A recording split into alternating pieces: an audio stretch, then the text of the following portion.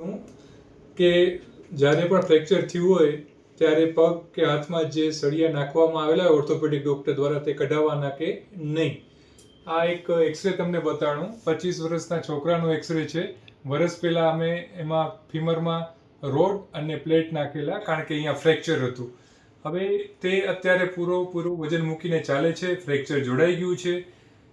એને ઘૂંટણની ઉપર અહીંયા આ સ્ક્રૂ જે છે ને તે થોડો ખૂંચી રહ્યો છે અને આ સ્ક્રૂ પણ ખૂંચી રહ્યો છે.